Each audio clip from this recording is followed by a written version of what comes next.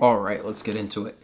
So the last sit down video that I posted, my wife actually edited that whole thing. Shout out to her, she's amazing. But she like cut out the first 5 minutes of my recording because she said that I apparently ramble on too much in the beginning and I spend too much time just yapping and not getting straight to the point of the video. So today we're not gonna do that. Today we're just gonna dive straight in. We're just gonna talk about the topic at hand. We're not gonna spend the first 2 minutes of this video just blabbering on about nonsense. So let's go ahead and do that. Let's jump straight in. So yeah, behind me, that's actually my cologne collection. Okay, let's do it. When you sit down and record, like it takes a couple minutes to get into it. You know, I can't just start preaching out of nowhere. Anyways, you're not a bad person. You're just overstimulated. I haven't picked up a Quran, a Mus'haf, in God knows how long. And it sounds bad even saying it out loud, but it's the truth. It's been, I can't remember the last time I sat down and just read Quran or recited Quran in my room by myself. I kind of thought about why that is. Why is it that it's so hard for me to do that? Anytime I think about it, there's literally a Mus'haf right behind me. In fact, I literally have one next to my bed and another one in my room. But for me to just pick this up and sit down and start reciting, I have this like visceral reaction to it. Like there's just this resistance that I feel. Is that because I'm a bad Muslim? Is my Iman low? We tend to kind of jump to that conclusion if we see someone who doesn't come to the masjid, who doesn't read Quran, who does X, Y, and Z. We assume, oh man, they have low Iman, they need to make tawbah, or that they're a bad Muslim. And I noticed that same feeling of resistance that I had, right? To sit down and read Quran. I had that same feeling of resistance in other non-religious things. To sit down and edit a video was extremely hard. I felt so much resistance for me to like just sit and edit a video that I've recorded. In fact, I have a vlog that I recorded 8 months ago. 8 months ago. And it's actually a really good vlog. And I just never finished editing it. It's like 80% done, and finishing that 20% has been so difficult. Going to the gym, now more than ever, for some reason, I feel this resistance. It's so much harder now to get up and put my gym clothes on and drive to the gym. And sometimes I will be in the gym and I'll cut my workout early. I'm not feeling it. These things have become so much harder for me, right? Picking up a book. Well, I genuinely can't tell you guys when was the last time I sat down and read a book, right? So am I a bad Muslim? Am I a bad person?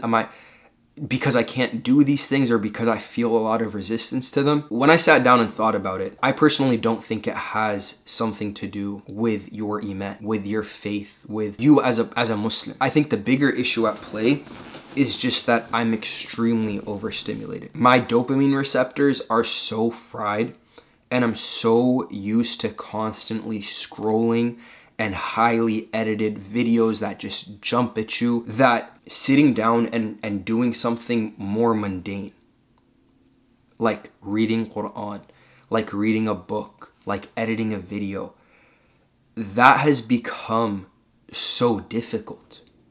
When you constantly expose yourself to dopamine, and I know these are catchy words nowadays that everyone uses, but really think about it. I mean, when you have this with you 24/7 that you can just pick up and you have an endless source of entertainment, what is that doing to your brain? And I've noticed for me what it's done to me is that I always feel the need to be stimulated. I always feel the need. I can't just sit by myself and just sit in silence. Like that is excruciating. It sounds stupid to say out loud because it is. Because that's where we are now as a generation.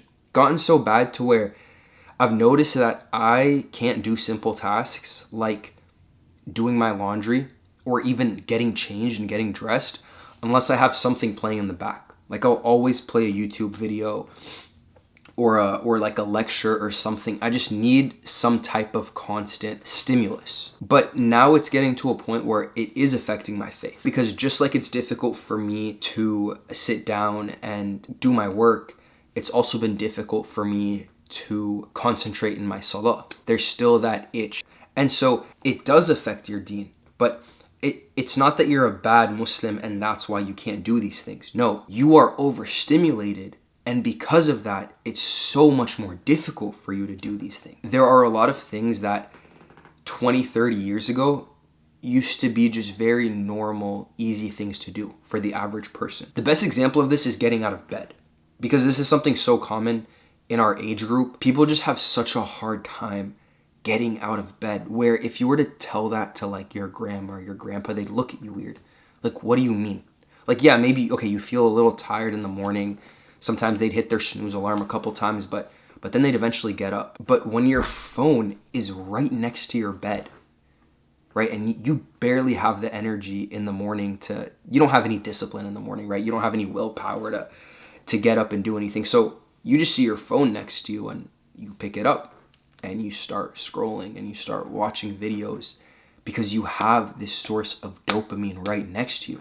And now we're spending 45 minutes, an hour, just to get out of bed. Like, you've been awake for an hour, but you're just stuck in bed because you have this next to you. This is my experience, unfortunately. I'm so sucked in to these devices that have been engineered to grab our attention so much that something as simple as getting up out of bed has been so difficult. Something as easy as doing your laundry, as cleaning your room, I need something else to, distract me while I'm doing that. And that's not normal.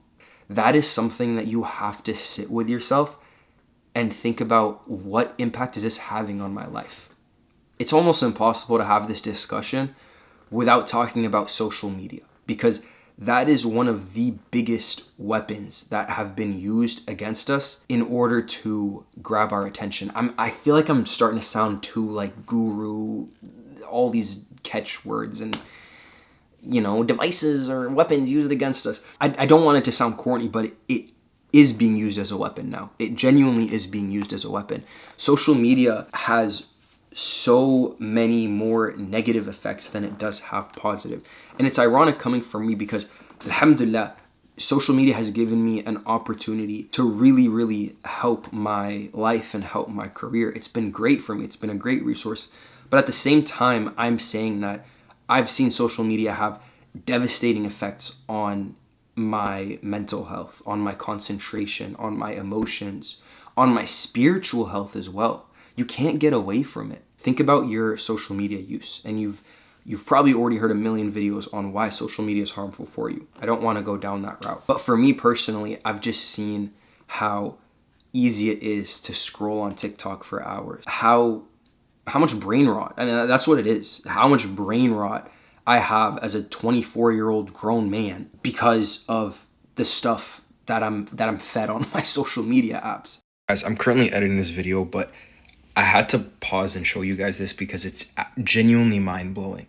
I looked up brain rot to add as B-roll for this segment, and I was expecting like 6, 7, like that normal stuff, but like this video is genuinely insane. Like, this is what our younger siblings are consuming and being exposed to. Ardiro crocodilo. Trallallero trallalla, liri li lari la. Tung tung tung tung tung tung tung tung tung sahur. Trippi troppi, troppa trippa. Like, what? Il mio cappello è pieno di slim. Scimpanzini bananini. Like, that's actual, like, content.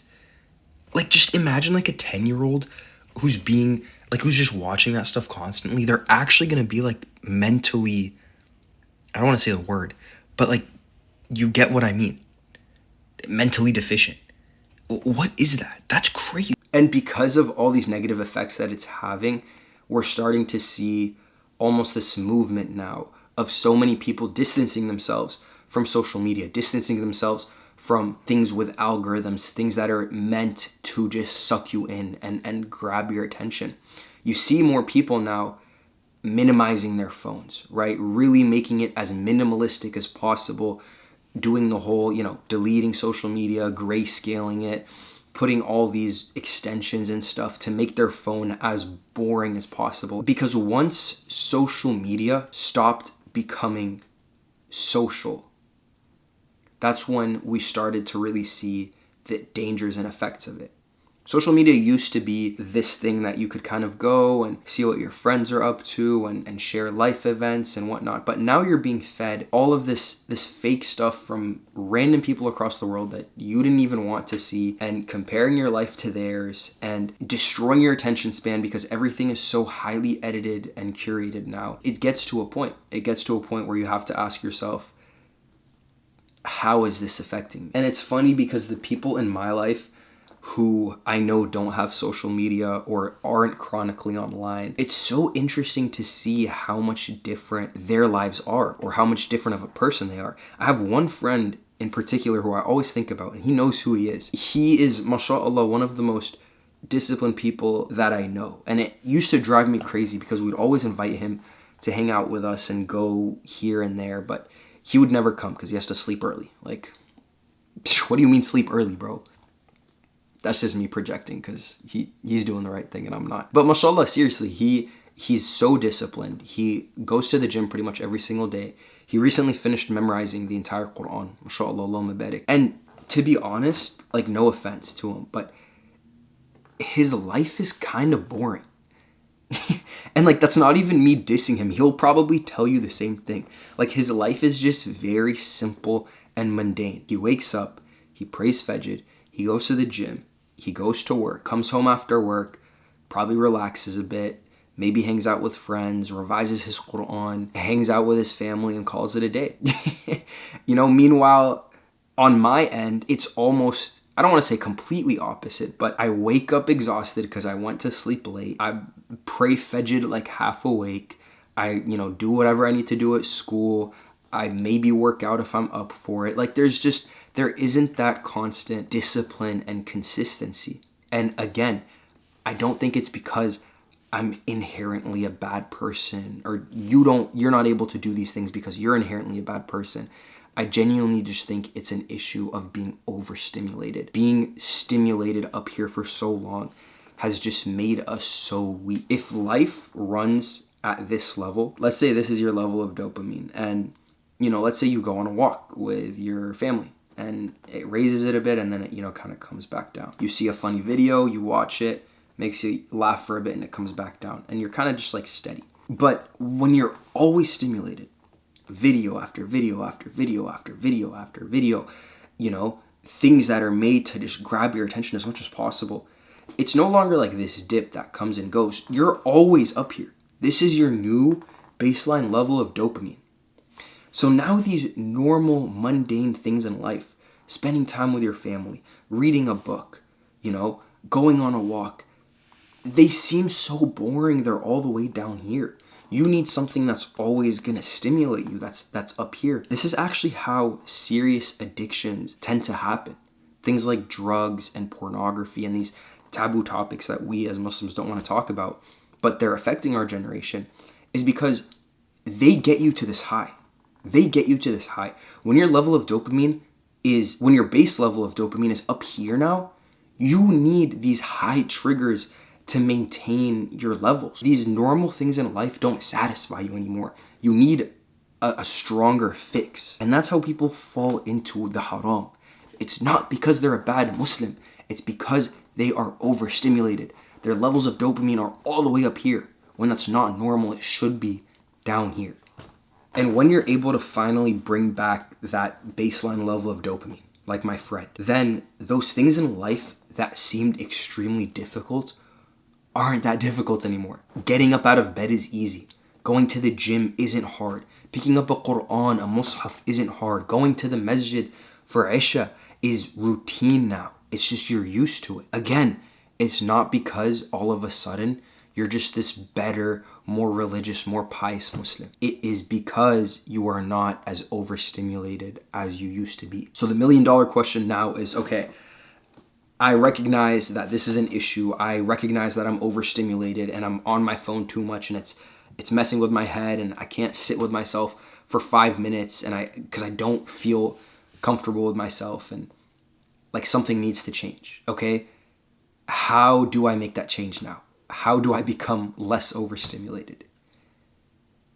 And to be honest, I don't know. You know the amwas who will like meet up and talk about politics and discuss all the problems going on, but then they'll never offer up solutions? Yeah, that's what we're doing right now. Welcome to the channel. I think the first place that you start is to make dua. Oh my God, I know, dua. Listen, it's such a cliche answer, but it's so true. The answer to anything that you want to change in your life, the first thing is to make dua. Because at the end of the day, who has the power to change you aslan? Like, yes, you are able to do what's in your power, but not without the permission of Allah. Allah is the one that's going to grant you the discipline. Allah is going to grant you the ability, the strength, and those characteristics that you want. You have to always just kind of default to asking Allah first. Whenever you have an issue, bro, and it's free. How long does it take to just be like, Ya Allah, make me less addicted to my phone. Ya Allah, help me control my dopamine levels. That sounds kind of weird. Again, it just sounds so like, just sounds too like guru-y. You get my point. Just make dua that Allah helps you change. That's always number one. All right, now what's number two? From my experience, what has worked for me is getting rid of the things that are causing me to be overstimulated. As simple as that sounds. Deleting your social media apps off your phone, right? That is probably the biggest, the easiest, simplest, yet best return on investment that you can do. Okay, you genuinely do not need to have social media on your phone anymore. There's almost no reason. You're not missing out on anything. You're just not. We live in 2025 now. Social media isn't even made to be like a social app for you to connect with people. There's dozens of other ways to do that that are way healthier for you. If you need to, you can access the browser from like a laptop, and that way it kind of stays confined to like one bulkier device that isn't just always in your pocket. And for me, anytime I've taken a break off of social media, I've just noticed in that week or those 2 weeks, life is just a lot calmer. Like, I just feel more stable. I don't have this sense of almost anxiety or restlessness. That's how I describe it. It's this sense of restlessness that I have when I'm constantly kind of stimulated, when my mind is just running 24/7. It's not comfortable. But anytime I take a break off of socials, I almost don't want to come back, because life almost feels like the way it's supposed to. Things are just calm. I don't feel like I'm missing out on anything. I don't feel like I'm falling behind because I'm not exposed to everyone, flexing their lifestyles on my For You page. And again, I don't want to just focus on social media, because that is one aspect. It's a big aspect, but it's only one aspect. There's other things in our life that are causing us to be overstimulated. Figure out what those things are and really limit it as much as you can. And I want to finish it off with this really interesting study that they did in Denmark, where they found that people who don't use social media report to be 11% happier in their marriages than couples who use it frequently. And according to PEW research centers, 40% of couples reported being bothered by their partner's use of social media. So if you're young, if you're single, if you're looking for that significant other, it's something to consider. Do you want a partner that is chronically online? It's not something easy to overcome, because there's been billions of dollars of research and funding that have gone into making these things as addictive as possible. So it's not going to be easy. But if you have the intention to change, then you need to follow that up with action. You need to follow it up with lifestyle changes that are going to serve you. These devices should be there to serve us, not to harm us.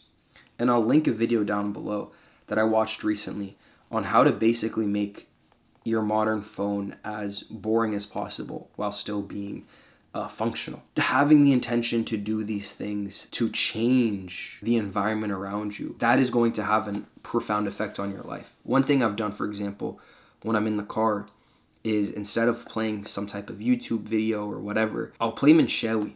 I'll play recitation of Minshawi, and one of the really slow ones, like the old sort of old school recitations.